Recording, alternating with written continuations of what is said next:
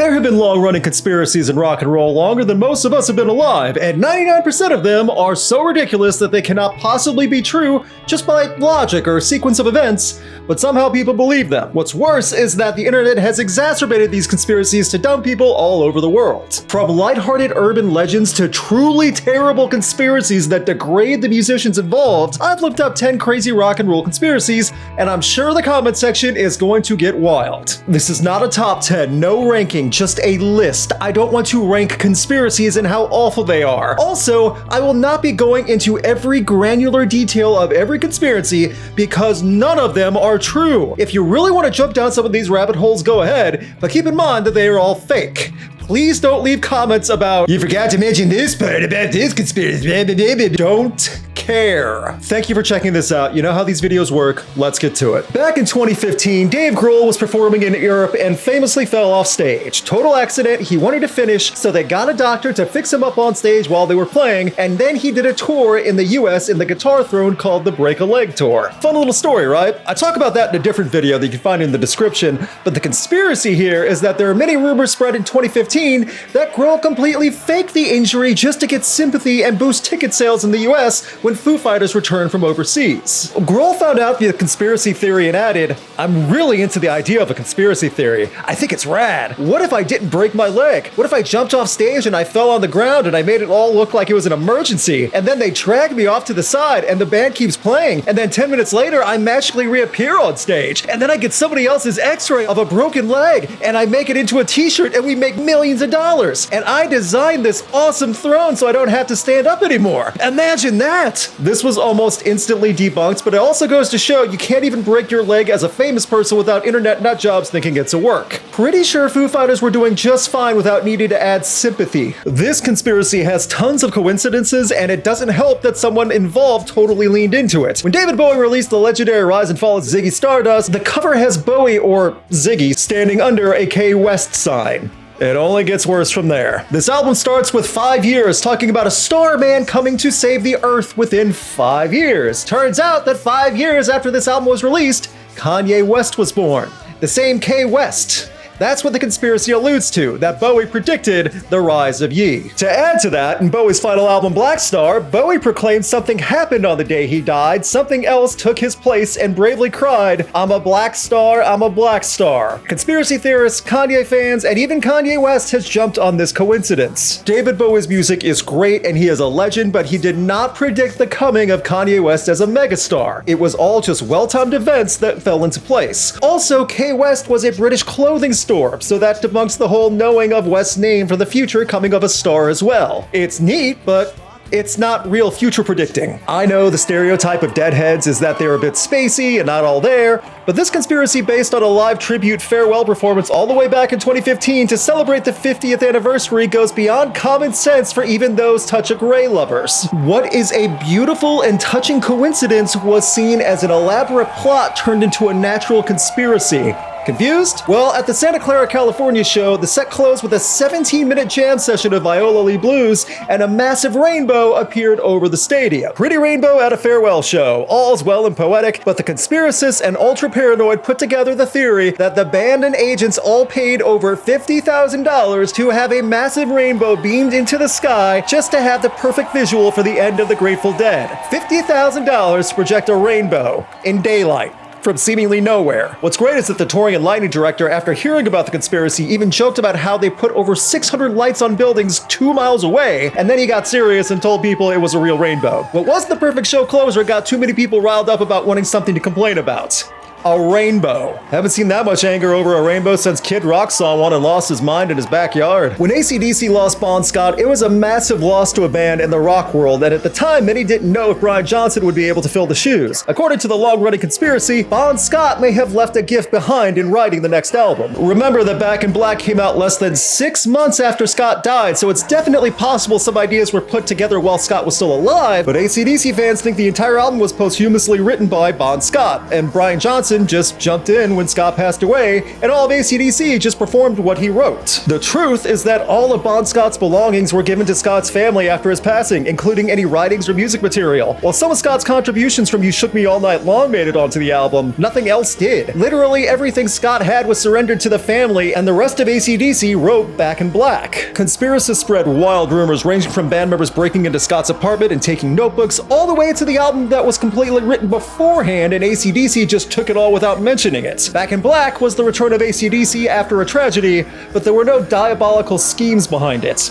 I thought AC/DC fans would be more laid back, but this is aggressive territory. The United States government is known for meddling in many things outside of government issues, but songwriting really is not one of them. The conspiracy here, however, is that during the Cold War era, the CIA stepped in to write Wind of Change by German band The Scorpions to get the Cold War to end. Wind of Change is one of the biggest selling songs in history and the best-selling single from a German band. That is a lot to take in even from the biggest of Cold War nuts who are all tripped up on paranoia and panic, but the theory goes that Scorpions were hired out and used to perform a psyop in order to cause a chain of events. There have been full podcast series with CIA and band member interviews chasing every fact and thought they could. Klaus himself has gone on many interviews dispelling every rumor about it and saying that the CIA had nothing to do with it. The song itself is about what the power of music can do, or at least that's the goal. I'm not saying the timing is not appropriate with the wall coming down, I'm just saying it's a massive stretch for the CIA to go this route during the Cold War and to work with an established German act in secrecy. It's easier to just believe Wind of Change softened everyone's heart, as that was the end. This one is a weird rumor that was completely made up but blown out of proportion because, well, it's Kiss. If a story has to do with Kiss, then there's a good chance it's at least plausible. Kiss using their own blood to secretly get on the cover of a sports magazine? No. Urban legend and tons of misinformation can lead to some wild stories even by Gene Simmons standards. I'm aware of what I just said, but this deals with Gene Simmons' blood, so you know it's grosser than normal. Legend has it that Kiss went to Marvel HQ to make a comic book and had their own blood drawn to mix with the ink for the comic book cover. Then a wacky mix-up happened and that red ink somehow ended up being used for a 1977 issue of Sports Illustrated because Marvel and Sports Illustrated clearly worked closely together, and something this freakish could happen that way? Kiss has put their brand and image on every type of product imaginable for decades, and even if it's not out of their obsessive realm of merchandising to use their own blood on a Kiss comic, there was definitely no blood used for a Sports Illustrated magazine. Simmons debunked it himself, along with desperately saying how Kiss has nothing to do with the devil or Satanism. Good to get that out there also in 1977. This idea coincides with the Satanic Panic and trying to connect rock and roll to literally anything evil to prove how terrible of an influence it is on the lovable youth of the 70s and 80s. The Eagles' Hotel California, one of the best-selling songs and albums of all time, arguably one of the most well-known rock hits ever, and it was made to worship Satan? This conspiracy was a product of its time, but some of the vague imagery combined with the super religious groups determined to take down rock bands like the evil Satan-loving bands like the Eagles. No, it all led to Hotel California being attributed to Satan worship. The points that conspiracy theorists made go far past never being able to leave. The gatefold image for Hotel California is an image of the band at what looks like an old church with a shadowy figure above them who many claim was the founder of Satanism. Some of these connections even made it to mainstream news and newspapers. The shadowy figure was someone hired for the photo shoot and not anyone of satanic reference or association. Also, the photo was not taken at a church but a renovated hotel in Hollywood. That's it! Everything debunked! Hotel California is not satanic, and the people who screamed about it have probably moved on to scream about something else being satanic. There will always be conspiracies about musicians and superstars, especially when it revolves around older ones, and definitely when it revolves around death. For decades, there has been a long-running springboard theory that Paul McCartney is actually dead. And the Paul McCartney we have seen since 1966, when the Beatles were still around, has been Paul number 2. Supposedly, the label and management worked with the British government, who insisted on keeping the money rolling in and the band together by replacing he died in a car crash.